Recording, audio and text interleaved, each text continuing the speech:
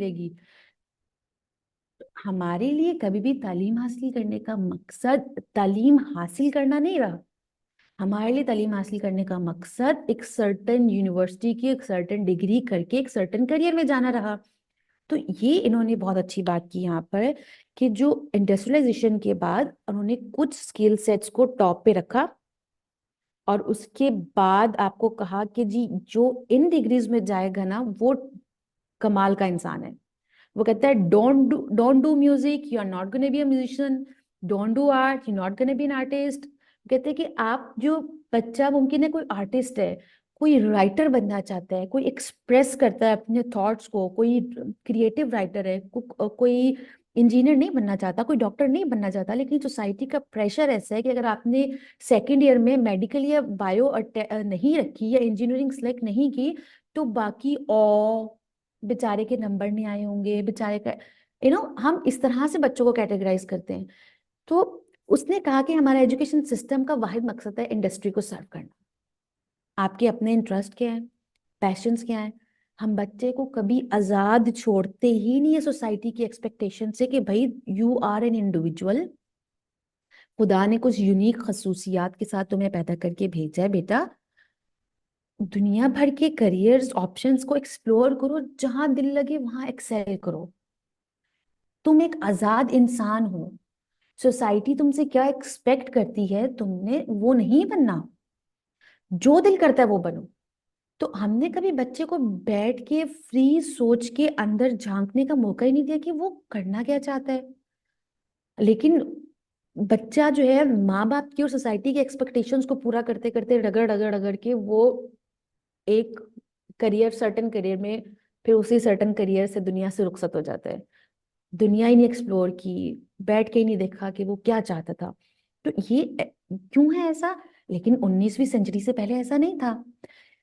देखिए Jabir bin Hayyan जो है ना, इमाम जाफर सादिक के स्टूडेंट थे। वो जाबिर बिन हयान जो है केमिस्ट थे, कीमियादान थे बहुत बड़े। अब वो केमिस्ट थे, क्या ख्याल है उन्होंने केमिस्ट्री की क्लास, मतलब उन्होंने कैसे केमिस्ट्री में कैसे इंटरेस्ट हुआ होगा उनका? उन्होंने पहले 10th ग्रेड तक पढ़ा होगा, फिर केमिस्ट्री में जाके एमफिल किया होगा, केमिस्ट्री में जाके पीएचडी की होगी, फिर इन्वेंशंस की होंगी। ऐसा नहीं था। क्या था? पहले जमाने में क्या होता था कि आपका इंसान के बच्चे का जिस चीज में इंटरेस्ट होता था ना, वो उसके मेंटोर के पास चला जाता था। आप इंसान का बच्चा हर चीज एक्सप्लोर कर रहे हैं, लेकिन उसको फिजिक्स में उसको क्यूरियस है कि ये सेब ऊपर से नीचे कैसे गिरा। वो वेला बैठा हुआ था। हमारे बच्चों के पास वेला बैठने का तफक्कुर करने का टाइम ही नहीं है। सुबह स्कूल जाना है, शाम को ट्यूशन जाना है, कारी साहब आ रहे हैं, एग्जाम करना है, क्विजेज आ रहे हैं, असाइनमेंट्स हैं, टेस्ट है। फ्री बैठने का टाइम ही नहीं है। न्यूटन भाई साहब फ्री बैठे हुए थे दरख्त के नीचे। अब उनके पास टाइम था, वो सोचे कि यार ये दरख्त के पीछे सेब नीचे क्यों गिरा। ग्रेविटी। उसने फिर सोचा, उस पे एक ही चीज के पीछे पड़ गया। लेकिन वही न्यूटन की अम्मा कहती नहीं नहीं, इसको सेब को तुम गोली मारो, वो जो फलान ने इंट्रोड्यूस किया उसको रट्टा लगा के याद तो करो, तुम्हारा टेस्ट है। आई होप कि मैं आपको अपना पॉइंट समझा पा रही हूँ। मैं इस वक्त ना एजुकेशन सिस्टम या उसके ड्रॉबैक्स या हम किस तरह से पढ़ते हैं हम उसकी मैं आपको वो एक माइंडसेट शिफ्ट है बहुत बड़ा। एनीवे इसी तरह से जाबिर बिन हयान कीमियादान थे। उनको केमिस्ट्री का मेंटर मिला, उसके पास जाके उन्होंने केमिस्ट्री सीखी। नहीं उनको इंटरेस्ट था मैथमेटिक्स के अंदर, नहीं था कंप्यूटर साइंस के अंदर उनको इंटरेस्ट, उनको नहीं होगा फिजिक्स के अंदर इंटरेस्ट। उसका क्या मतलब है कि वो बेहतरीन इंसान नहीं बने, वो अपनी जिंदगी में कामयाब नहीं हुए? हमारे बच्चे जिंदगी 12 साल में 200 सब्जेक्ट्स रट्टे लगा लगा के पढ़ पढ़ के एग्जाम के बाद उसको भूल जाते हैं। उस वो ज्यादा बेहतर है या अपनी नेचुरल क्यूरियोसिटीज को फॉलो करने के बाद आप जो करें वो ज्यादा बेहतर है? तो हमारे 19th सेंचुरी से पहले की एजुकेशन ये थी, interest based, child led, community driven, home based. 19th century के बाद इंडस्ट्री आई, रिच लोगों को इंडस्ट्री चूंकि चलानी थी, स्किल्ड वर्कर चाहिए था। इसी तरह से सबको मैनिपुलेट किया कि फलां करियर फलां चीज। और हमारे हमारे लोग जो हैं 9 to 5 कॉरपोरेट के गुलाम इस दुनिया से रुखसत हो जाते हैं। बॉस को खुश करते करते उनकी जिंदगी खत्म हो जाती है। ठीक है। तो ये हमारे एजुकेशन सिस्टम के मसले हैं। और मेरी जो नेक्स्ट स्लाइड थी उसमें वो भी मैं इसी में ही ओके, नेक्स्ट स्लाइड आपको नजर आ रही है, पर्पस ऑफ एजुकेशन। जी। ओके, तो मैंने आप बता दिया कि हमारा पर्पस ऑफ एजुकेशन सिर्फ हमारा फिलहाल ये है कि हमारे बच्चों को और हमें ट्रेन किया जाए इंडस्ट्री में जाने के लिए। मुझे इसके अलावा बताएं कि कोई और तो नहीं है ना, आप आपके जहन में अगर कोई और पर्पस ऑफ एजुकेशन आता है तो आप मुझे चैट बॉक्स में लिखें कि एज अ किड आपको ये बताया गया था कि बेटा पढ़ो तो ये होगा।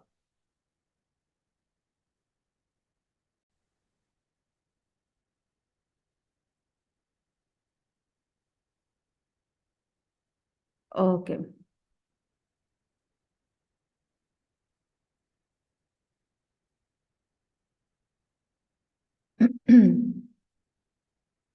ठीक है, हमें दो और लोगों ने ज्वाइन किया, परफेक्ट। अच्छा, तो अब हम लोग अब वो जो एजुकेशन सिस्टम है ना, उसके हमारे हमारे नुकसानात हुए हैं बहुत ज़्यादा, और बहुत सारे उसके नुकसानात हैं। लेकिन उसमें से जो एक मेन नुकसान है जिससे हम लोग इफेक्ट हुए हैं और हमें पता ही नहीं है, हमारे बच्चे भी इफेक्ट हो रहे हैं, वो मैं उसको ज़रूर मेंशन करना चाहूँगी, क्योंकि आई थिंक ये भी हमारी लर्निंग की, एजुकेशन की बेस है। तो एक रिसर्च, बड़े सालों से कुछ रिसर्च चल रही थी, उसमें एक रिसर्च का जो रिजल्ट था वो ये था कि जो 5 साल की उम्र के बाद जो है ना, बच्चों के ना जो सवालात हैं वो कम होना शुरू हो जाते हैं। 5 साल की उम्र से पहले बच्चे जो हैं वो बहुत ज़्यादा सवालात पूछते हैं। और उसमें एक रिसर्चर था, पॉल हारिस, और पॉल हारिस ने कहा कि 2 से 5 साल की उम्र में एक बच्चा जो ना 40,000 सवाल पूछता है। और ये सवाल पूछने का जो पैटर्न है ना, वो खत्म हो जाता है जब वो स्कूल जाना शुरू कर देता है। जैसे यूजुअली 4-5 साल की उम्र में बच्चे स्कूल गोइंग एज होती है, उस एज के बाद बच्चों की जो नेचुरल एबिलिटी है हर वक्त सवाल पूछने की, ये कैसे है, वो कैसे है, ये क्यों, वो क्यों, चांद हमारे पीछे क्यों आ रहा है, ये कश्ती पानी में क्यों नहीं डूब सकती, तो इस तरह के जो सवालात हैं वो बच्चे करना छोड़ देते हैं। तो पॉल हारिस जो है वो एक हार्वर्ड के एक टॉप साइकोलॉजिस्ट हैं, और उन्होंने जो है वो इसके ऊपर रिसर्च की। उन्होंने कई सौ बच्चों के 2,000 से प्लस 200 प्लस आवर्स की रिकॉर्डिंग की, और उसमें देखा कि वो किस किस्म के बच्चे सवालात पूछते हैं। तो उसमें उन्होंने कहा कि एक जो सवाल, एक कैटेगरी है इस बच्चों के सवालों की, वो है साइंटिफिक क्वेश्चंस। यानी कि बच्चे ऐसे सवालात पूछते हैं कि अगर आप उनके सवालों के ही सिर्फ जवाब देना शुरू कर दें तो जो बच्चे हैं उनके पास बहुत ज्यादा नॉलेज होगा जो कि साइंस बेस्ड होगा। फॉर एग्जाम्पल, एक बच्चा अगर सवाल पूछता है कि चांद हमारे पीछे क्यों आ रहा है, तो ये एक फिनोमेना है, हमें क्यों फील होता है कि चांद हमारे पीछे आ रहा है। या बच्चा ये पूछता है कि लकड़ी पानी में क्यों नहीं डूब रही, तो ये एक डेंसिटी का एक एक फिजिक्स की एक टॉपिक है, जो कि एक बच्चे को उसका अगर जवाब मिले तो उसका नॉलेज में इजाफा होगा। तो ये कहते हैं कि भी हम लोग क्या करते हैं, हम बच्चों की जो नेचुरल एबिलिटी, क्यूरियोसिटी, ये वही बात है ना कि न्यूटन ने बैठ के देखा सेब गिर रहा है, तो सेब क्यों गिर रहा है, उसने जब उसके ऊपर तफक्कुर किया तो उसने एक फिनोमेना दरियाफ्त कर लिया। तो एक बच्चा कह रहा है कि पानी में कश्ती क्यों नहीं डूब रही, लकड़ी क्यों नहीं डूब रही, प्लास्टिक क्यों नहीं डूब रहा, तो ये एक फिनोमिना है। लेकिन हमारे साथ मसला ये है कि हम कहते हैं कि फजूल सवाल नहीं करो, जो टेस्ट मिला उसको याद करो, फजूल चीजें करते रहते हो। द पॉइंट इज कि अल्लाह ताला ने हर बच्चे के अंदर एक नेचुरल एबिलिटी रखी है तफक्कुर करने की, सवालात पूछने की। सिर्फ उन्हीं को ही जवाब देना शुरू कर दें तो बच्चे की इल्म हासिल करने का प्रोसेस शुरू हो जाता है। उसके लिए आप बजाय इसके कि 4 साल का बच्चा पूछ रहा है कि चांद मेरे पीछे क्यों आ रहा है, आप उसको उसी वक्त जवाब देकर उसको इल्म हासिल कर दें। नहीं तो वो 10th क्लास में जाके उस फिनोमिना को रट्टा लगा लगा के याद करेगा। जब वो सीखना चाह रहा था तब आपने नहीं बताया, लेकिन आपने टेक्स्ट करिकुलम बुक के जरिए उसको इम्पोज किया। तो ये आपको होम बेस्ड एजुकेशन और ट्रेडिशनल स्कूलिंग को डिस्टिंग्विश करता है।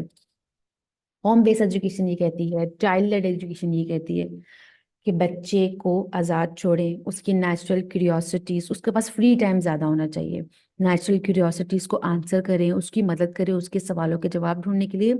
उसकी एजुकेशन का प्रोसेस पहले दिन से शुरू हुआ है। ट्रेडिशनल स्कूलिंग कहती है कि बच्चा जो है वो ज्यादा बातें ना करे, सवाल ना पूछे, टीचर जो बता रहा है वो ही याद करे, और जिन सवालों के जवाब तलाश करने के लिए टीचर ने एक सवाल पूछा और टीचर जो जवाब एक्सपेक्ट कर रहा है बस वो ही जवाब बुक से याद करके दे दे, सोचे ना, जहन को ना यूज करे। तो ये हमारे ट्रेडिशनल एजुकेशन और होम स्कूलिंग का फर्क है। अब वो कहते हैं कि जब आप बच्चे की जो क्यूरियोसिटी को किल कर देते हैं ना, फिर मसला क्या होता है। जब आप बच्चों के ये कहता है कि रिसर्च कहती है कि बच्चों के सवाल किल कर देता है जो हमारा एजुकेशन सिस्टम है, ठीक है।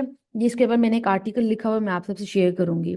और वो आपका किस तरह से किल करता है कि कहते हैं कि स्कूल सेटिंग के अंदर ना आपके पास ना डजन्स ऑफ बच्चे होते हैं क्लास के अंदर, और टीचर के लिए प्रैक्टिकल पॉसिबल नहीं है हर बच्चे के सवाल का जवाब दे सके।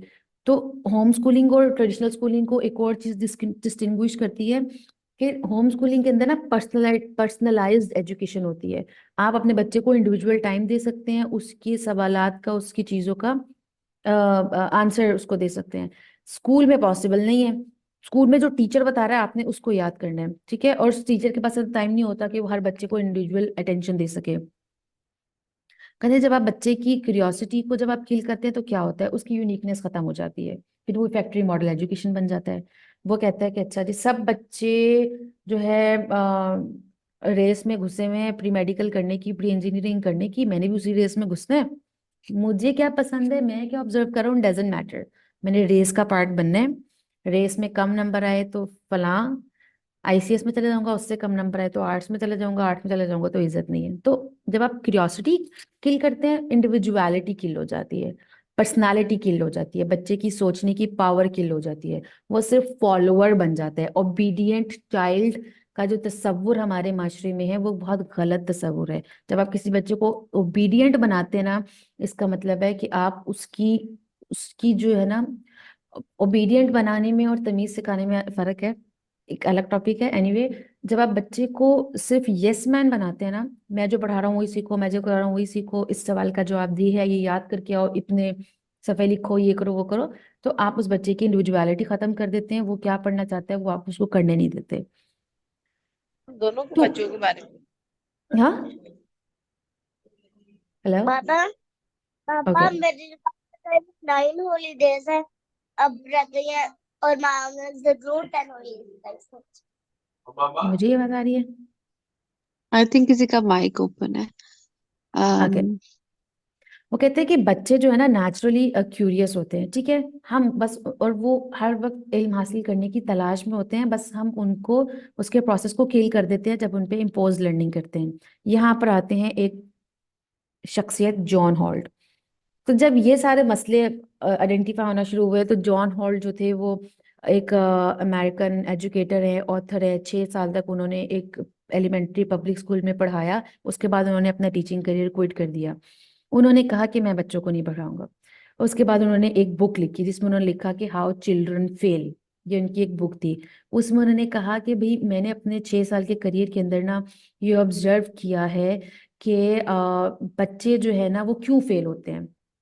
वो कहता है असल में ना बच्चे बाय डिफॉल्ट तो नेचुरली क्यूरियस होते हैं, लेकिन जब हम उनके ऊपर वो करिकुलम, ये चीजें इंपोज करते हैं जो वो पढ़ना ही नहीं चाहते, जो वो करना ही नहीं चाहते, उनकी इंटरेस्ट या कुछ चीजें अलग हैं, लेकिन हम उन पे अननेसेसरी चीजें इंपोज करते हैं। साइंस पढ़ के आओ, मैथ्स पढ़ के आओ, फलां टेस्ट फलां क्विज, उनका इंटरेस्ट खत्म हो जाता है। और जब उनका, दो किस्म के बच्चे होते हैं जो कि ओबे कर जाते हैं अपनी ख्वाहिशात, सबको मार के रट्टा लगा लगा के एग्जाम कर करके अम्मा अब्बा को खुश करके कर जाते हैं, वो they are the good kids. और जो समहाउ नहीं कर पाते, उनके इंटरेस्ट और हैं, टीचर ने साइंस दिया है, वो घर में बैठ के कोई स्पेस साइंसेस पढ़ रहा है, वो घर में बैठ के टूल्स के मैकेनिक बना हुआ है, तो वो अलग बच्चा है। जब वो बच्चा सिस्टम की बात नहीं मानता तो वो मिसफिट होता है एजुकेशन सिस्टम के अंदर। और मैं आपको आइंस्टाइन की कहानी भेजूंगी, वो पढ़िएगा किस तरह से स्कूल सिस्टम ने उसको कहा था, उसके माँ को बुला के कहा था कि ये बच्चा स्कूल में नहीं रह सकता, मिसफिट है, इसको स्पेशल स्कूल में भेजें। उसकी माँ ने उसको नहीं भेजा स्पेशल स्कूल में, उसको होम एजुकेट किया, उसको होम स्कूल किया। उसका जिस चीज में इंटरेस्ट था उसके बेस, घर की बेसमेंट के अंदर उसको एक लैब बना के दी। उसने, उसका पूरा एक जर्नी है, मैंने इस पे एक पोस्ट लिखी हुई है। तो वो किस तरह से आइंस्टाइन बन गया, न्यूटन किस तरह से न्यूटन बन गया, जाबिर बिन नैयान कैसे जाबिर बिन नैयान बन गए, इवन एलन मस्क कैसे एलन मस्क बन गया। मैं उसकी वीडियो देख रही थी, वो कहने लगा कि भाई मुझे रॉकेट बनाना था स्पेस एक्स में भेजने, स्पेस में भेजने के लिए, मुझे अच्छा इंजीनियर नहीं मिला कोई। जो अच्छे इंजीनियर थे वो हमारे पास आके काम नहीं करते थे, मैंने खुद सीख लिया रॉकेट कैसे बनाते हैं। क्यूरियोसिटी, उसने स्कूल में तो नहीं सीखा था रॉकेट कैसे बनता है। द पॉइंट इज, जब आप किसी चीज के लिए पैशनेट होते हैं ना, आप उसका आंसर तलाश करते हैं। ये सारी बेस में क्यों बना रही हूँ, क्योंकि अगर आप लोग मुझसे एंड पे ये एक्सपेक्ट करेंगे या किसी भी होम स्कूलिंग के सेशन या टॉक में आप ये एक्सपेक्ट करेंगे ना, किसी भी आप बड़े होम स्कूलर के home schooling, even John halt का आप कंटेंट उठा के देख लें, इसकी बुक्स पढ़ लें, वो आपको ये नहीं बताएगा कि आपने होम स्कूलिंग कैसे करनी है। असल में द पॉइंट इज कि हमें लगता है कि होम स्कूलिंग वही है जो हमें लगता था कि होम स्कूलिंग इज अबाउट जो स्कूल ने करिकुलम दिया, उस करिकुलम में घर में बिठा के बच्चों को वही सब पढ़ाना शुरू कर दो। Home schooling is not about school at home. Home schooling is not about कि अब मेरा बच्चा 5 क्लास में पढ़ता था, मैंने उसको 5 क्लास से उठा के मैं उसकी सारी किताबें भी घर पे ले आई, और मैं सुबह 8 बजे से लेकर शाम 3 बजे तक बैठ के बच्चे को पढ़ा रही हूँ, अब साइंस पढ़ो, अब मैथ्स पढ़ो। This is not home schooling, this is school at home. तो इसका मतलब है आप होम स्कूलिंग गलत रीजन के लिए कर रहे हैं। फिर अगर आपने वही करना है तो फिर आप अपने बच्चे को स्कूल भेज दें, क्योंकि वो काम स्कूल ज्यादा अच्छे तरीके से कर सकता है। आपके बच्चे को रट्टा लगवाना, एग्जाम्स कराना, ग्रेड्स में, क्विजेज में फंसाना, ये school is very good at doing it. अगर आपने यही सब कुछ घर पे करना है, या आप वापस स्कूल भेज दे बच्चे को। होम स्कूलिंग क्या है? आपने अपने बच्चे को उन सब चीजों से आजाद करना है, आपने उसका पर्सनलाइज्ड करिकुलम तैयार करना है। और आप हैरान होंगे, स्टडीज ये कहती हैं कि एक प्री स्कूलर एज क्या होती है? 6-7 साल तक की एज। प्री स्कूलर को दिन में 30 मिनट से ज्यादा पढ़ाई चाहिए ही नहीं। उसके बाद आप अपने बच्चे को सारा दिन फ्री प्ले दें, आउटडोर प्ले दें। एक हाई स्कूलर को सबसे ज्यादा अगर दिन में पढ़ना है ना, तो 2 आवर्स, इससे ज्यादा उसकी सेहत के लिए अच्छा नहीं है। और 2 आवर्स बहुत होते हैं। ये एक अलग डिस्कशन है, इस पे एक अलग सेशन हो सकता है पूरा, कि क्यों स्कूल में 6-6 घंटे लगते हैं बच्चे को। ठीक है, वो एक अलग डायरेक्शन में बात चली जाएगी। तो रिसर्च ये कहती है एक बच्चे को 2 घंटे ज्यादा चाहिए नहीं, उसके बाद उसको लाइफ स्किल्स, स्पोर्ट्स में डालें, फुटबॉल में डालें, ये सब कुछ डालें। ठीक है, तो मैं ये सब बेस क्यों बना रही हूँ, आपको ट्रेडिशनल स्कूल के मसले क्यों बता रही हूँ, ताकि आप गलती से होम स्कूलिंग के नाम पे ट्रेडिशनल स्कूल को अपने घर पे रेप्लिकेट ना करते हैं।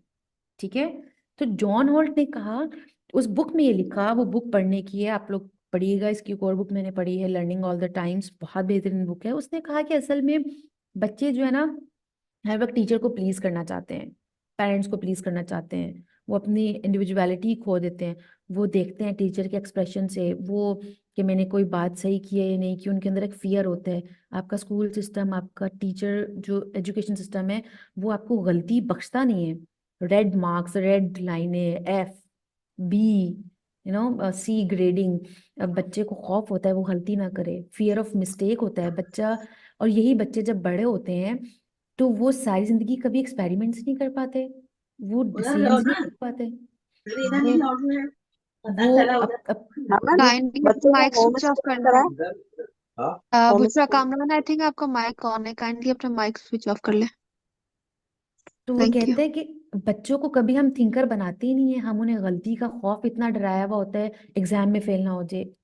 कहते हैं failure is not a bad thing. और अब रिसर्च ये कहती है कि जितने भी बड़े एंटरप्रेन्योर्स या थिंकर्स या क्रिएटर्स या इस तरह के लोग होते हैं, उनमें से अक्सर लोग बैक बेंचर्स होते हैं, क्योंकि वो गलतियां करते हैं, दे आर फ्री, उन्हें कोई परवाह ही नहीं होती। और जो हाई अचीवर्स होते हैं ना, ए ग्रेडर्स होते हैं, they make very good employees. क्यों? They know how to obey, they know how to please their boss, they know how to follow instructions. जितने भी entrepreneurs, creative thinkers, startup founder, ये सब लोग वो होते हैं जो अलग सोचते हैं। ठीक है, लेकिन हमारी सोसाइटी में वो मिसफिट होते हैं। एनीवे, तो इसने कहा कि जो हम गलतियां जो बच्चे करते हैं ना, बुरे स्कोर लेके आते हैं, उसको स्टिग्मेटाइज करता है हमारा एजुकेशन सिस्टम, ये आपको नहीं करना चाहिए। और उसने कहा कि हमारा एजुकेशन सिस्टम बच्चों को बताता है कि there is only one right answer. Teacher ने पूछा कि ये फलां की डेंसिटी क्या है, ये केमिकल फॉर्मूला क्या है, there is only one right answer. बच्चा सोच नहीं सकता, बच्चा सिर्फ बुक में लिखे हुए टेक्स्ट को रट्टा लगा के टीचर को उसका जवाब देके खुश हो जाता है। टीचर भी खुश, बच्चा भी खुश, गुड।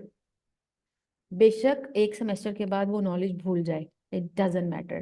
तो कभी कभी मैं सोचती हूँ, मैंने जो जिंदगी में तालीम हासिल की, वो वाकई नहीं यही थी कि मैं तालीम हासिल करूँ उसके बाद उसको भूल जाऊं, सिर्फ मुझे ग्रेड्स मिल जाए और मैं नेक्स्ट क्लास में प्रोग्रेस कर जाऊं, बस।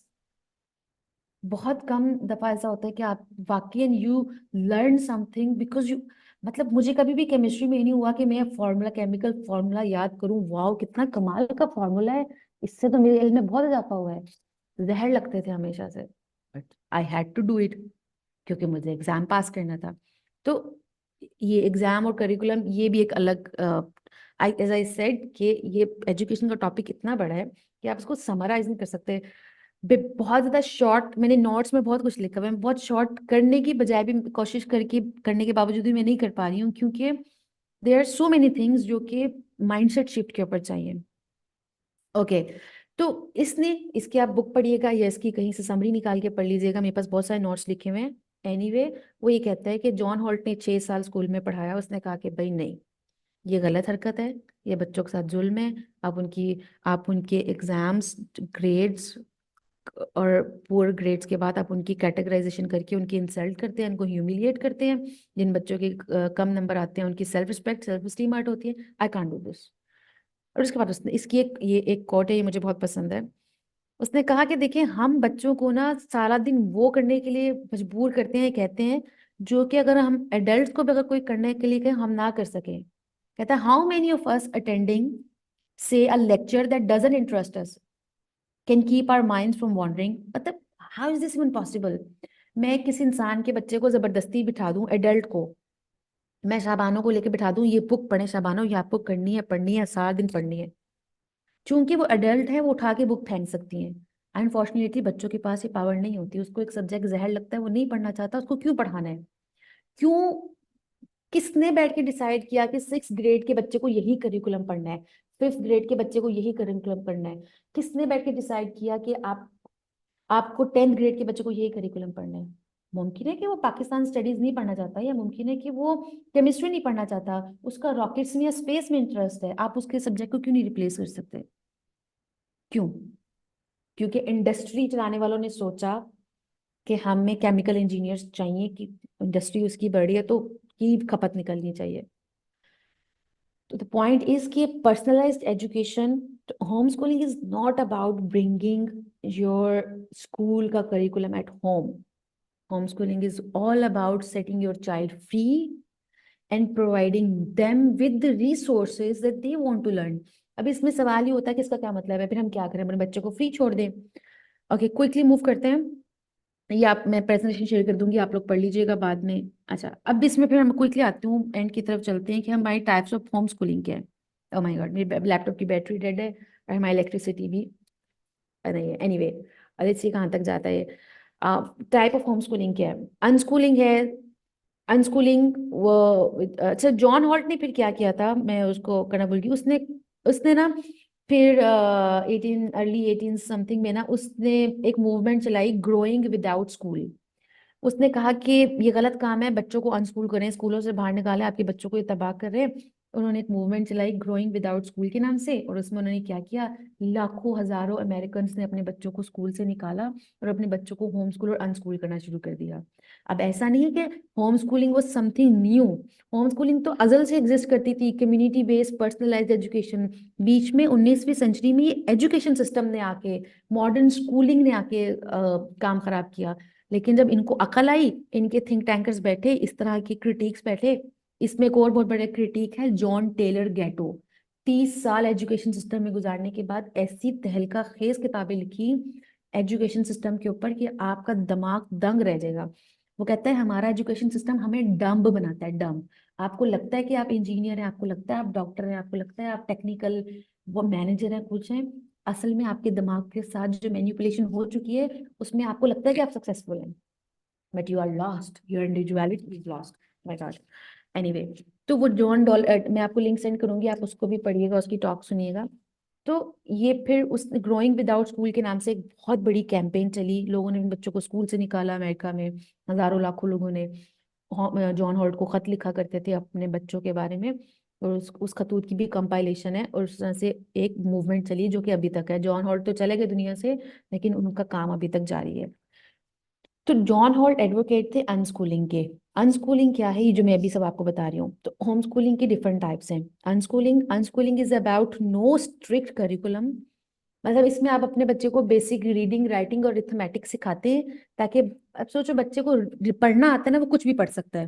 मेरे बच्चे को पढ़ना आता है, उसका दिल कर रहा है वो स्पेस को एक्सप्लोर करे, वो स्पेस को एक्सप्लोर करेगा। वो पढ़ना चाहता है जमीन की लेयर्स कितनी है, वो उसको पढ़ेगा। वो चांद को पढ़ना चाहता है, वो नेचर को पढ़ना चाहता है, वो केमिस्ट्री पढ़ना चाहता है, वो फिजिक्स पढ़ना चाहता है। When you are able to read, you can read anything. किसने कहा कि सिर्फ एक ही चीज पढ़नी है?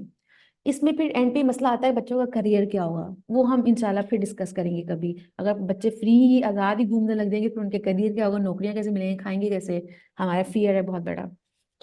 तो anyway, unschooling is child led learning. No pressure, no mental health की तबाही, नो सेल्फ स्टीम की तबाही, नो कॉन्फिडेंस की तबाही। Follow your child. School at home traditional है कि भाई आप बच्चे को स्कूल से निकाला लेकिन करिकुलम भी घर ले आए हैं। भाई अब मैं तेरी टीचर हूँ, दिन में 6 घंटे बैठ के पढ़ना है, वही एग्जाम, वही करिकुलम, वही रेड मार्क्स, वही नहीं पढ़ा तो डांट डपट पिटाई एवरीथिंग, ठीक है। मोस्टली जो होम स्कूलर्स होते हैं, जो ट्रेडिशनल स्कूल से ट्रांजिशन करते हैं, जैसे मैंने तो कभी अपने बच्चे को स्कूल भेजा ही नहीं, तो आई नो, मैं पहली अनस्कूलिंग माइंडसेट की हूँ। तो आई नो कि मेरा बच्चे को सबसे नहीं गुजरना पड़ेगा। बट यूजुअली जो बच्चे स्कूल एट होम करते हैं, जैसे मैंने एक आपको स्टोरी, मैंने इंटरव्यू लिया था तो उसमें एक चैरन ने बताया कि जब वो अपने बच्चों को उसने स्कूल से निकाला तो घर में भी आके वो यही बच्चों को जबरदस्ती पढ़ाना, ये वो जबरदस्ती बिठाती थी। इतने टीयर्स होते थे, वही फ्रस्ट्रेशन होती थी। तो इवेंचुअली वो ट्रांजिशन कर गई चाइल्ड लेड लर्निंग के ऊपर, अनस्कूलिंग के ऊपर। तो ऑलमोस्ट 90% लोग जो स्कूल एट होम से शुरू करते हैं, सिलसिला यहीं से शुरू होता है, they transition to other forms of home schooling, क्योंकि दे नो कि स्कूल एट होम या ट्रेडिशनल एजुकेशन के मसले हैं। तो आप वो मसला स्कूल की बिल्डिंग में क्रिएट करें या अपने घर में क्रिएट करें, वो वही होता है। इलेक्ट्रिक क्या होता है? इलेक्ट्रिक अप्रोच होती है, आप कहते हैं कि मुझे ना अनस्कूलिंग भी अच्छी लगती है, क्लासिकल भी अच्छी लगती है, मुझे 2 बातें मोंटेसरी में अच्छी लगती हैं, 4 बातें मुझे चार्लेट मैसन में अच्छी लगती हैं। तो मैं फ्री हूँ, मैं फलां की भी तरीका उठाऊंगी, फलां की भी, अपने बच्चे के लिए एक different experience. It's a mix of everything. Classical, आप क्लासिकल बुक्स के थ्रू एक क्लासिकल रीजनिंग और लॉजिकल बिल्डिंग, कुछ एक उनके तरीके होते हैं, ये एक अलग एक टॉपिक है पूरा। तो आप उस फॉर्म ऑफ एजुकेशन को यूज करते हैं। चार्लेट मैसन होती है वो नेचर बेस्ड, ऑब्जर्वेशन बेस्ड। एक वॉलड्रॉफ भी होती है, वो इमेजिनेशन बेस्ड होती है। मॉन्टेसरी, मारिया मॉन्टेसरी ने इंट्रोड्यूस करवाई थी Montessori form of home schooling की एजुकेशन। क्या होती है? Hands on, child led. बच्चे को फॉलो करते हैं, बच्चा फला एक्टिविटी नहीं करना चाहता, आप उसको कभी फोर्स ही नहीं करते। बच्चे को आप बैठ के कोई चीज सिखाते नहीं है, आप खामोशी से बच्चे के सामने बैठ के एक एक्टिविटी करते हैं और वहां से उड़ जाते हैं। बच्चा खामोशी से आपको ऑब्जर्व करता है और वो आके वही एक्टिविटी करने लग जाता है। तो ये ऑब्जर्वेशन बेस्ड होती है। फिर अब पिछले कई सालों से रोड स्कूलिंग और वर्ल्ड स्कूलिंग का बहुत ज्यादा ट्रेंड आया है। यानी मैंने दो वर्ल्ड स्कूलर्स का मैंने अभी तक इंटरव्यू किया है, जिसमें वो क्या करते हैं कि I can not note these names available. Yes, मैं आपको स्लाइड शेयर कर दूंगी। जो होती है रोड स्कूलिंग या वर्ल्ड स्कूलिंग, क्या होती है? वर्ल्ड स्कूलिंग है, बहुत सारी फैमिलीज जो है डिजिटल नॉमैड है, बहुत सारी फैमिलीज जो ऑनलाइन काम करती हैं, दुनिया भर में कहीं से बैठ के काम करती हैं, तो वो वर्ल्ड स्कूलिंग करती हैं। वर्ल्ड स्कूलिंग क्या होती है कि आप 6 महीने एक मुल्क में है, 6 महीने दूसरे शहर में है, 10 महीने कहीं और हैं। तो आप ऑब्जर्वेशन बेस्ड दुनिया के कल्चर्स को ये अपने आप एक स्टडी है। आप 6 महीने चाइना गुजारें, आप उनके कल्चर को, उनकी हिस्ट्री को, उनके तरीकों को, उनके वे ऑफ स्टडी को एक्सप्लोर करें। तो world schooling is, I love this concept basically, कि दुनिया आपका क्लासरूम है। हमने क्यों लिमिट किया कि 4 दीवारों के फलां ग्रेड के अंदर ही बैठ के मैं तालीम हासिल कर सकती हूँ, कि मेरा बच्चा सीख सकता है? वो कहते हैं world is your school. So world schooling is, दुनिया में कहीं पे भी आप कभी भी कहीं भी कुछ भी पढ़ सकते हैं। और प्रोजेक्ट क्यूब्रियो जिसके साथ मैं काम कर रही हूँ, क्यूब्रियो is a world schooling sort of thing. हम एक ऑनलाइन वर्चुअल लर्निंग प्लेटफॉर्म्स देते हैं बच्चों को, पॉड्स क्रिएट करते हैं। बच्चे ने कोई स्किल सीखनी है, फॉर एग्जांपल क्रिप्टो सीखनी है, एआई सीखनी है। आप सोचो, आज से 10 सालों के बाद ये सब डिग्रियां तो शायद कोई पूछेगा ही नहीं, जितनी टेक्नोलॉजी आगे फास्ट पेस चल रही है। आज 20 क्या 15-15 साल के बच्चे एआई स्टार्टअप्स बना रहे हैं, क्रिप्टो में इन्वेस्ट कर रहे हैं। कंटेंट, अच्छे वाले जो कंटेंट क्रिएटर्स होते हैं, क्या आपकी वीडियो एनिमेशन से लेके आपके पास AI बेस्ड स्टार्टअप्स हैं, मशीन लर्निंग है, क्या क्या चीजें आ गई हैं, लिमिटलेस है दुनिया। एलन मस्क जैसा बैठ के उसका दिल किया कि उसने रॉकेट बनाना है, कभी स्कूल में नहीं पढ़ा था रॉकेट कैसे बनते हैं, यूनिवर्सिटी की डिग्री भी उसकी रॉकेट बनाने की नहीं थी, इंटरनेट से स्टडी कर करके उसने रॉकेट बना लिया। तो पाकिस्तान में बैठा हुआ रशीद क्यों नहीं सोच सकता कि उसने रॉकेट बनाना है? क्योंकि ही वॉज नेवर टॉट, क्योंकि ही वॉज ऑलवेज टोल्ड कि भाई तालीम हासिल करो ताकि नौकरी लो, फलां कंपनी की एम्प्लॉय तो बन जाओ, पैसे कमाओ, बच्चे पैदा, शादी करो, बच्चे पैदा करो, उनको भी इसी सिस्टम में दोष के उनको पढ़ाओ, मतलब थिंकर ना बनाना किसी को, इनोवेटर ना बनाना किसी को। मैंने एक ट्वीट की थी, मैंने कहा था कि सोचो अगर आइंस्टाइन की अम्मा उसको ये कहती कि भाई तू अपने ऑब्जर्वेशन चीजें छोड़ के ना, न्यूटन ने जो इंट्रोड्यूस किया ना उसको रट्टा लगा लगा के याद कर, तूने न्यूटन बनना है। हमारा मसला क्या है, हम कहते हैं हमारा बच्चा जो कोने कुतरे में घुस के एक्सपेरिमेंट कर रहा है, टॉयज खोल रहा है, चीजें कर रहा है, फलां सवाल पूछ रहा है, फलां, उसकी सब चीजों को हम दबा दें, फलां ने जो किया है उसको तो याद कर लो। मतलब खुदा ने उसको नेचुरल थिंकर एक्सप्लोरर बनाया है, हम उस तुम्हारी खुदा ने जो एबिलिटी दी है उसको कत्ल करेंगे, फिर तुम्हें आइंस्टाइन बनाएंगे। This is not possible. आपका बच्चा आइंस्टाइन नहीं बन सकता, आपका बच्चा एलन मस्क नहीं बन सकता, क्योंकि आप उस रास्ते पे है ही नहीं कि आप उसको बनाए। आपने उसको एक कॉर्पोरेट का नौकर बनाने के लिए रेडी कर रहे हैं, तो आप वही बन सकते हैं। आपके बच्चे की यही जिंदगी होगी। हमारी मोस्टली लोगों की जिंदगी होती है नौकरियां करके दुनिया से चले जाते हैं, रिटायरमेंट के पैसे जमा करके, बच्चों की शादियों पे 20-20 लाख लगा के, पैसा फूक के, उनके बच्चे पैदा करा के उनको भी यही प्रोसेस से गुजार रहे होते हैं। So this is our life. But home schooling या एजुकेशन या तालीम हासिल करना इज समथिंग डिफरेंट थिंग, और उसमें आपके पास कोई स्ट्रिक्ट रूल नहीं है। अब बात ये है, ये आपके पास सारी ऑप्शंस हैं, आप इन पर डिटेल्ड पढ़िएगा, मैं आपको लिंक्स शेयर कर दूंगी। मैं गूगल डॉक्यूमेंट बना रही हूँ जिसमें मैं बहुत सारे लिंक्स डाल दूंगी, आप लोग उस पर पढ़िएगा। अब इस सब में से आपने चूज करना है कि आपको क्या सूट करता है। फॉर एग्जाम्पल मुझे अनस्कूलिंग बहुत सूट करती है। मेरा दीन कहता है कि 7 साल से पहले बच्चे को आपने तालीम, फॉर्मल एजुकेशन नहीं देनी। देखिए, आपको हैरत होगी, अब मेरे पास टाइम नहीं है। देखिए, आप लोग सर्च किया, अगर हम पढ़े जरा एक ह्यूमन ब्रेन डेवलपमेंट, देखिए हमारा दीन ये कहता है कि 7 साल से पहले ना, हजरत अली का आप सबने वो फरमान सुना होगा कि भाई वो कहते हैं कि 7 साल तक का आपका बच्चा आपका बादशाह है, अगले 7 साल आपने उसको अपना गुलाम बना के रखना है, अगले 7 साल आपने उसका वो, आप जैसे एक आपका बादशाह का जो होता है वजीर टाइप, वो बना के रखना है। पहले 7 साल आपने बादशाह बनाने के लिए क्यों कहा उन्होंने? पता है क्यों कहा? क्योंकि अम, और पहले 7, oh my god we are running out of time, quick. पहले 7 साल उन्होंने बादशाह बनाने के लिए इसलिए कहा कि आपके 7 साल में आपने बच्चे को, आपके नमाज तक आपको फिजिक्स केमिस्ट्री की क्या औकात है, मैथ्स की क्या औकात है। ठीक है, क्यों नहीं कहा गया मैं आपको बताती हूँ। अब मैंने जब पहले, मुझे ये हदीस तो पता थी, उनका कॉल पता था, मैंने जब रिसर्च करना शुरू की ना, मैं हैरान रही। आप लोग पढ़िएगा, रिसर्च करें। इंसान का बच्चा जब माँ के पेट में होता है, उसकी सबसे पहली जो हिस्स डेवलप होती है वो उसकी लिसनिंग स्किल होती है। आपने सोचा सुना होगा, वो कहते हैं कि जब माँ प्रेग्नेंट हो तो आप सूरह रहमान सुने, बच्चा उसके ऊपर उसको असर पड़ेगा, उस सुन सकता है। लेकिन जो सबसे एंड पे स्किल डेवलप होती है ना इंसान के बच्चे की, वो होती है ब्रेन डेवलपमेंट। जैसे ही बच्चा डिलीवर होकर माँ के पेट से बाहर आता है, उसकी ब्रेन डेवलपमेंट तब शुरू होती है। उसके ब्रेन के सिनैप्सेस और कनेक्शन बिल्डअप होना शुरू होते हैं, जिससे उसके बच्चे, आपके बच्चे के या हमारे ब्रेन डेवलपमेंट शुरू होती है। और पहले 3 साल की उम्र तक ह्यूमन ब्रेन 80% डेवलप होता है। और जो फर्स्ट 7, अच्छा, ब्रेन के 2 पार्ट्स होते हैं, एक होता है आपका लॉजिकल थिंकिंग ब्रेन, एक होता है emotional thinking brain, limbic system और फ्रंटल कॉर्टेक्स। जो लिम्बिक सिस्टम होता है ना, इमोशनल ब्रेन, उसका क्या होता है, वो पहले दिन से बच्चे के अंदर एक्टिव होता है। देखा होगा बच्चे को, 2 साल के बच्चे को कोई बात एक्सप्लेन नहीं करने आ रही, वो रो रो के बताएगा, इमोशनल ब्रेन। बच्चे को रोना आता है, हंसना आता है, इमोशंस आते हैं, लव लैंग्वेज आती है, सब कुछ आता है।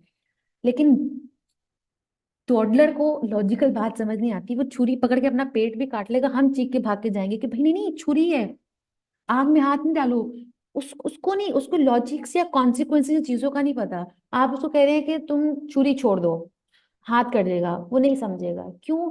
उसका इमोशनल ब्रेन तो डेवलप्ड है, लेकिन उसका लॉजिकल ब्रेन अभी डेवलप नहीं है। साइंस ये कहती है आपका जो लॉजिकल ब्रेन है ना, वो 7 इयर्स के बाद डेवलप होना शुरू होता है। 25 साल की उम्र में आपका लॉजिकल ब्रेन डेवलप होके कंप्लीट हो जाता है। 7 साल की उम्र से पहले आप बच्चे को, या खसूसन 3-4 साल के बच्चे को जब आप लॉजिक से कोई बात करने की कन्विंस करते हैं ना, यूजुअली उनके जहन में नहीं बात जाती। आप उनको डांट के या उनको किसी प्यार से या किसी इमोशन के थ्रू अगर आपको उनको कुछ करने की कोशिश करते हैं तो उनको वो बात समझ आती है। और ये हम सब ने ऑब्जर्व किया है, बच्चे किसी काम से कब रुकते हैं? जब आप उन्हें डांटते हैं। दे दे फियर, उनको कॉन्सिक्वेंसेस का डर होता है, वो काम छोड़ देते हैं। बात उनको अभी भी नहीं समझ आई आपकी, ठीक है? क्यों? रिसर्च कहती है 7 साल से पहले लॉजिकल ब्रेन डेवलप ही नहीं होता। फ्रंटल कॉर्टेक्स आपका 7 साल के बाद शुरू होता है। 7 साल से पहले बच्चे को बादशाह बना के रखो, उसको सिर्फ समझ ही लव लैंग्वेज आती है, उसको इमोशंस की बात समझ आती है। अब चूंकि हमारे यहाँ इमोशंस में गुस्सा, डांट पीट सब कुछ होता है, हम और भी इमोशंस करते हैं, लेकिन हमारा दीन ये कहता है कि आपको 7 साल से पहले इमोशन यूज करना है, लेकिन लव का इमोशन, केयर का, एम्पथी का इमोशन यूज करना है। आप समझे कि एक इंसान अपाहिज है, आप उसके लिए नहीं उठ के खड़े हो जाओ, खड़े हो जाओ, नहीं खड़ा हो सकता। तो 7 साल से पहले एक बच्चा लॉजिकल नहीं हो सकता, उसको आहिस्ता आहिस्ता डेवलप होना शुरू होता है। एनीवे, तो तब मुझे दीन की बात समझ आई कि हमारा दीन जब कहता है ना 7 साल से पहले बच्चे को खेल, लव, प्यार, मोहब्बत इस सब में रखो, तो 7 साल तक, मेरी जो अनस्कूलिंग अप्रोच है, मैंने अपने बेटे को 7 साल तक आजाद रखना है। इट डजेंट मीन कि हम कुछ ही नहीं पढ़ेंगे। हम चलते फिरते सड़क पे ए आइडेंटिफाई कर लेते हैं, हम ABC पढ़ लेते हैं, घूमते फिरते खेलते हैं, मैंने जगह जगह कुछ कैरेक्टर्स लगाए हुए हैं, हम स्टोरीज बुक पढ़ते हैं। हम उसको पता नहीं कैसे खुद ही 50 तक काउंटिंग आ गई है, मैंने कभी डंडे के साथ बिठा के नहीं पढ़ाया, उल्टी पुल्टी पढ़ता रहता है, हम पॉइंट्स के साथ पढ़ते रहते हैं, and he is already doing good. उसको काउंटिंग भी आती है, उसको पता नहीं ABC भी आती है, बैठ के उस दिन अलीफ बे कहीं से पढ़ा था, फलां बच्चे को ऑब्जर्व करके। बच्चे की लर्निंग स्किल्स बहुत तेज होती हैं। उसने भी नेबर्स के बच्चों के साथ बैठ के, उनके बच्चे बिल्कुल अंग्रेजी बोलते हैं, हमारे बच्चा, मेरा बेटा शुरू से उर्दू बोलता था, पिछले 4 महीने में उनकी दोस्ती हुई, अब मेरा बेटा जो है वो अंग्रेजी में बातें करता है। मैंने तो कभी भी उसको फोर्स नहीं किया अंग्रेजी बोलने के ऊपर, उनके बच्चे ने उर्दू बोलना शुरू कर दिए। तो kids are naturally inclined to learn, अगर आप उनको आजाद छोड़े, प्लेफुल अंदाज में सिखाएं, और जो वो चीज नहीं करना चाहते उस पर आप उसको फोर्स ना करें, तो उसकी जिंदगी सुकून में रहेगी। हाँ, 7 साल के बाद आप थोड़ा फॉर्मल फॉर्म ऑफ करिकुलम पर चले जाएं।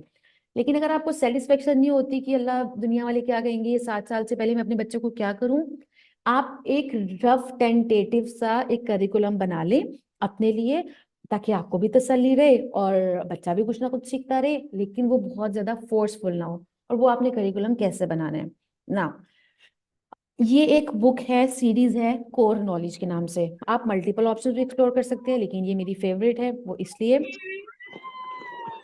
इस सीरीज के अंदर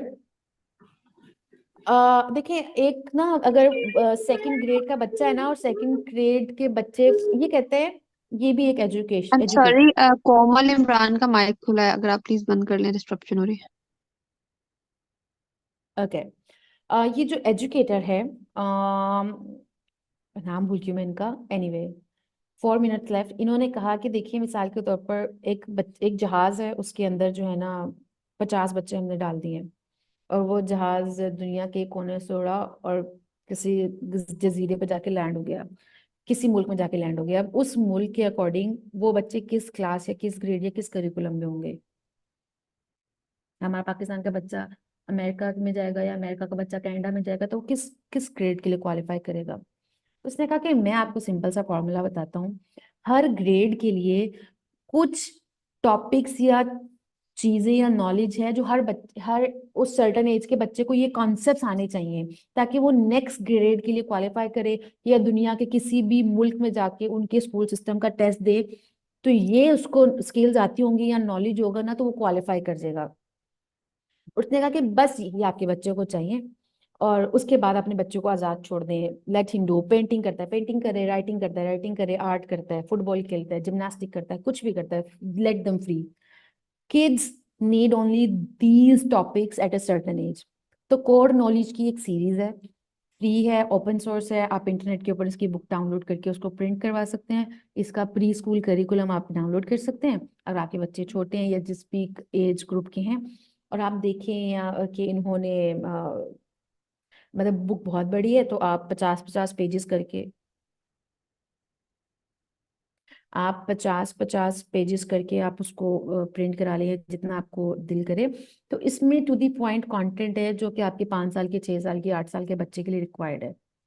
उसके बाद आपको लगता है कि आपने फॉर्मल चीजें करनी है, तो आप देख लें आपको पाकिस्तान का एजुकेशन सिस्टम का करिकुलम फॉलो करना है, आप उसको कर लें।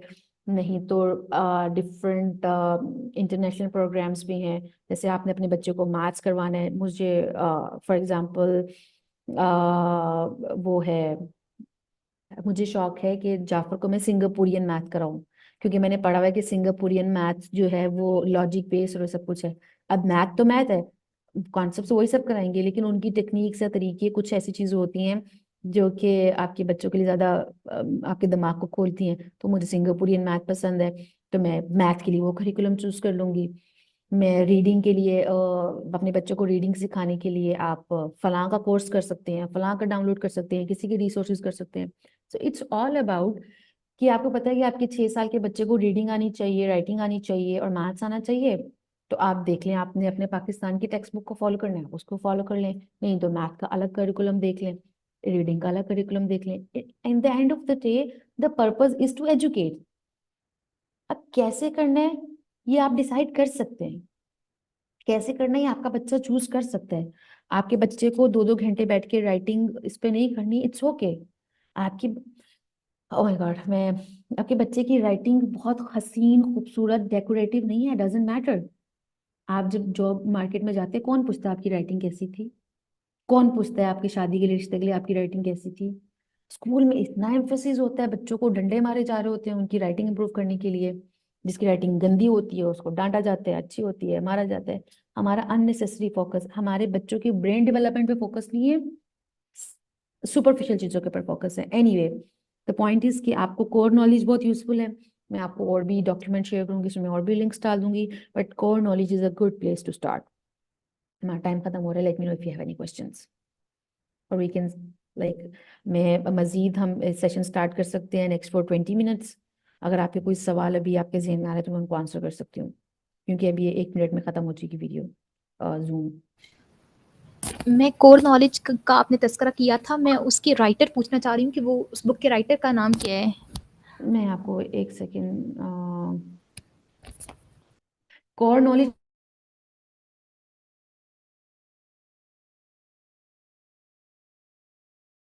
I think we need, she's left. है, बस इसको कोई करते हैं इंशाल्लाह।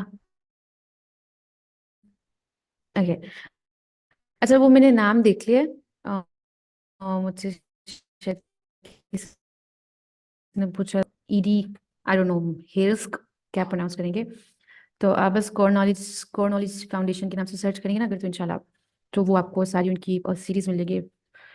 अगर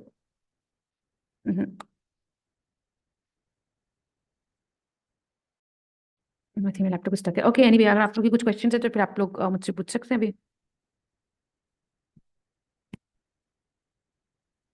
I really want to thank you first of all, Iman. Thank you, बहुत शुक्रिया एक तो इस सेशन के लिए भी, एंड सेकेंडली मेरे अपने बेटे गाजी के लिए जब मैंने आपको अप्रोच किया था, that was basically when we started. तो उसके मुझे इतना पर्सपेक्टिव मिला है टू टेल एवरीबॉडी। मैंने रिसेंटली मेरे बेटे का हुआ क्या था, मैं थोड़ा सा उसका अगर आपको बताऊं, वो इतना क्रैंकी हो गया था ना स्कूल जाते वक्त, जैसे टांगे मार रहा है, रो रहा है, चीख रहा है, दरवाजे पे खड़ा होकर चीखे मार रहा है। हालांकि इट्स नॉट लाइक दैट ना, मतलब बड़े वाले से ज्यादा सोशलाइज करता है हर चीज ना। सो आई लुक्ड इनटू इट कि ये मतलब सिस्टम क्या चल रहा है, क्यों इस तरह से, एंड देन आई खुद मैंने सोचा, मैंने कभी होम स्कूलिंग मेरे जहनो गुमान में ही नहीं थी, because I am so busy.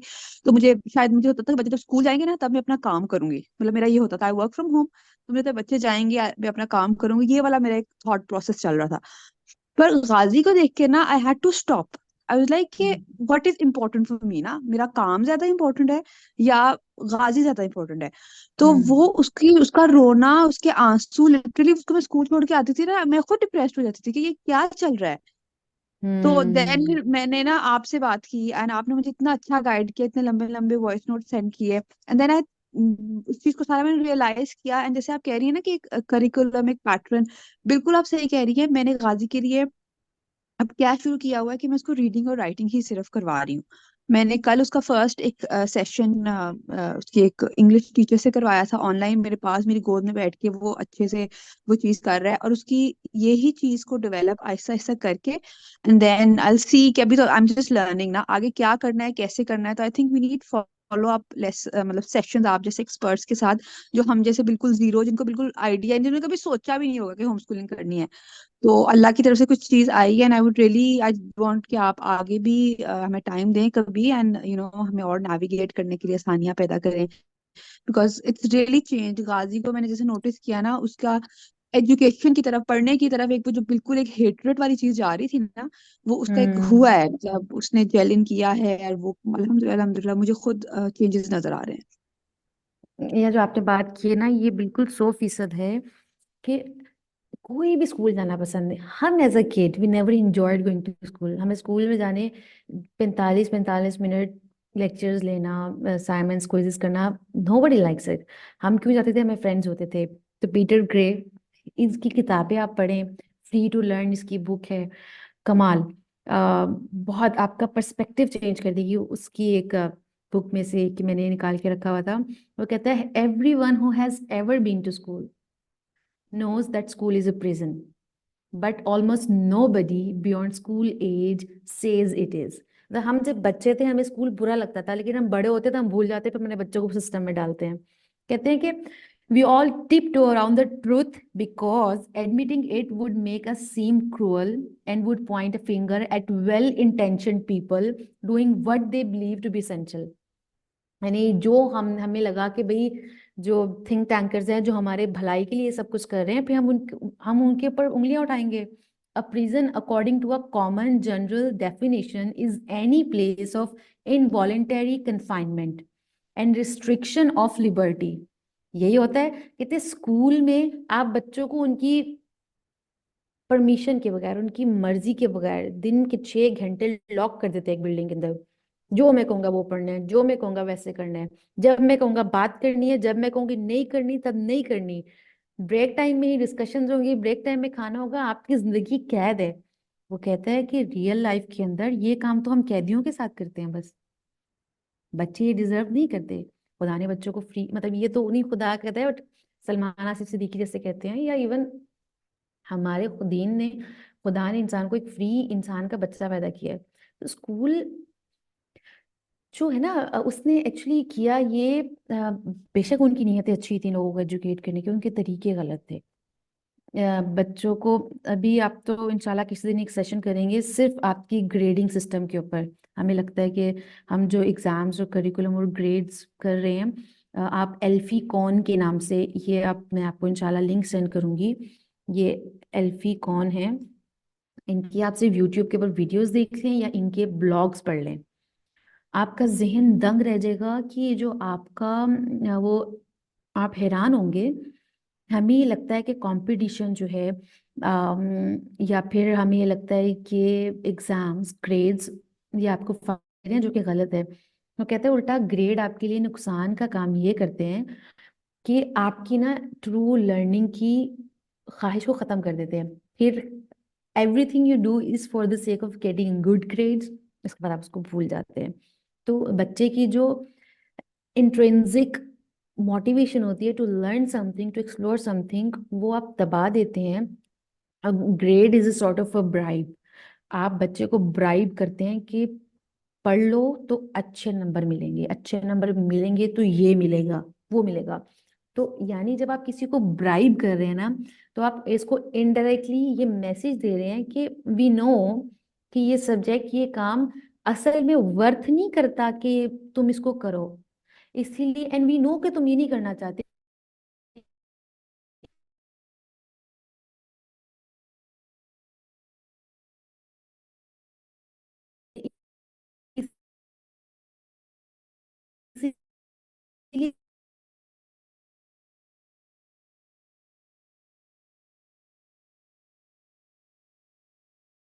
इसीलिए कि we are bribing you to do it. आप स्पॉइल्ड चाइल्ड जो है ना is a myth. No child is a spoiled child. एक बच्चा जो किसी महफिल में टिक के नहीं बैठ रहा, हम उसको बदतमीज का लेबल कर देते हैं। ही इज नॉट बदतमीज, he just can't sit, he is a different child. एक बच्चा जो डिफरेंट तरीके से सीखना चाहता है, कोने कोतरों में बैठ के टॉयज खोलता है, चीजों में घुसता है, एक्सप्लोर करता है। ही क्यों एक्सपेक्ट करते हैं कि हर बच्चा एक ही तरह बिहेव करे, चले, पढ़े, वही पढ़े जो आप करें, वही करियर चूज करे जो आपको लगता है अच्छा आई है। Would really like to add one thing है कि सोसाइटी जो है ना वो एक डेमन है, एक बहुत ज्यादा शैतान कह लें, कि जो एक इवन पेरेंट्स जो करना चाहते हैं होम स्कूलिंग या जो अपने बच्चों को ऑल्टरनेटिव वेज में लेके जाना चाहते हैं ना, आपकी सोसाइटी आपको ऐसा ऐसा मतलब ठुड्डे मारती है ना कि आप इवन अभी गाजी के साथ I have experience, because I really don't take anything from anybody. मुझे अल्हम्दुलिल्लाह मैं अपने डिसीजंस पे रहती हूँ। सो व्हेन गाजी के साथ there were people and they said कि अच्छा मजाक में मतलब सिंसियर लोग, प्यार करने वाले लोग एवी शोखी में ना, अच्छा गाजी ने तो अब रेडी लगानी है ना, या गाजी को ही कह रहे हम्म हैं। ही इज लाइक 6 एंड अच्छा गाजी, हाँ, हम खोते लेके दे देंगे और तुम वो लेके चले जाना बाहर। Then I sat with Ghazi and I said Ghazi आपने ना एक बहुत ब्रेव डिसीजन लिया है अपने लिए। आपको लर्निंग पसंद है, आप जरूरी नहीं है कि आपने स्कूल जाना है ना, आप स्कूल जाओगे एंड आप फिर सीखोगे पढ़ोगे। आप पढ़ोगे, आपने इल्म हासिल करना है, आपने नॉलेज हासिल करना है। जिस तरह से हजूर पाक है कि इल्म का शहर है, मौला अली का दरवाजा है, तो मतलब आपने इल्म हासिल करना है, सीरत से कर लो या दीन से कर लो या सारी बाकी सब चीजों का, आपका वे नहीं है, आपका school is not the way. और अगर आपने छोड़ा है और आपको कोई भी ये कह रहा है गाजी ने अब खोते लेके जाना है और गाजी ने ये करना है वो करना है, this is not how it is. और लिटरली मैं आपको बता, मेरे बच्चे के अंदर जो ज्यादा मजा आ रहा है। सो आप लोग में से कोई भी अगर होम स्कूलिंग कर रहा है या करना चाहता है, कि सबसे पहली जो चीज है ना वो सोसाइटी के प्रेशर को डंप करना है, क्योंकि वो हम्म बहुत ज्यादा आएगा और वो आपको बहुत नीचे करेगा, आपके बच्चे को भी बहुत नीचे करेगा। पर आप लोगों ने पहला ये डिसीजन लेना है कि आप जो चीज सोच रहे हैं अल्लाह की मदद से वो सही डायरेक्शन में आपको लेके जाएगा। Otherwise Pakistani society is horrible. Everywhere. अरे आप, मैं जब इन गोरों के इंटरव्यूज करती हूँ या आप बाकी लोगों की स्टोरी सुने, देखिए ट्रेडिशनल माइंडसेट से हट के कुछ करना, किसी मतलब आप एक रास्ते पे चल रहे हैं, भेड़ चाल चली जा रही है चली जा रही है, कोई एक अलग रास्ता चूज करता है, वो सब पागलों की तरह उसको देखेंगे, वही कहाँ जा रहा है। सो this is everywhere, America, Canada, UK, आप कहीं पे भी चले जाएं, दिस इज एवरीवेयर। और ये बात बिल्कुल सही है। आपको एज ए पेरेंट फर्म रहना है। और आप कैसे फर्म रह सकते हैं? आपको कंटिन्यूअसली अपने आप को एजुकेट करना है। और ऐसा नहीं है कि आपको कभी भी डाउट्स नहीं होंगे।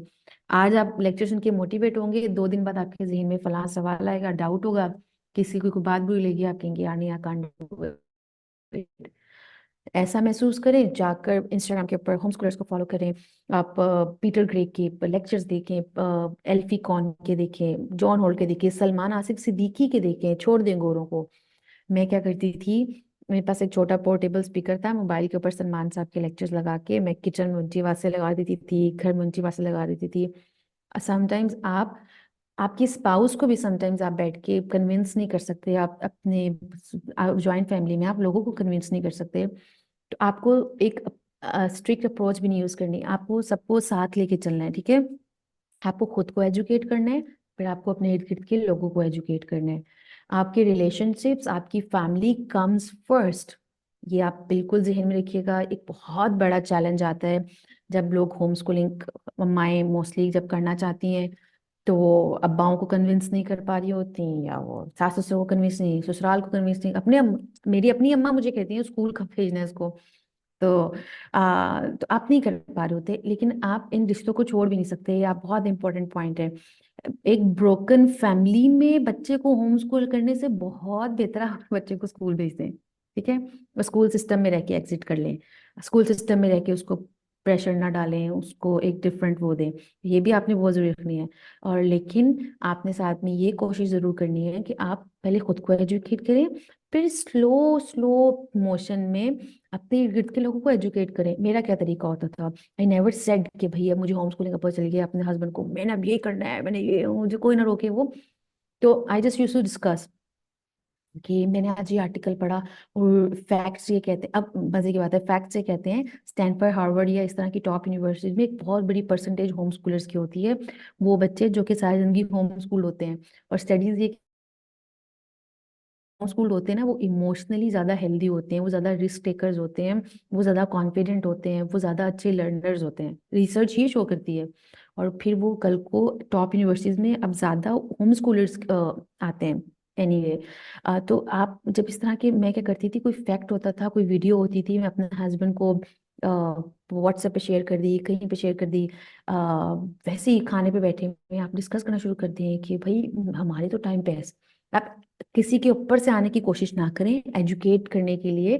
आप एक हैरानी के तरीके से, भाई हमारे टाइम पे तो ऐसे होता था, मैंने तो ये रिसर्च पढ़ी, मैंने तो ये पढ़ा, उसमें तो ऐसे है। तो बस आप अपना अपनी बात करके निकल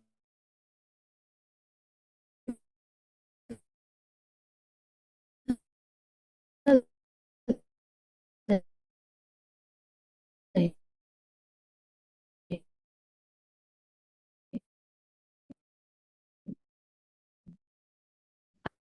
आप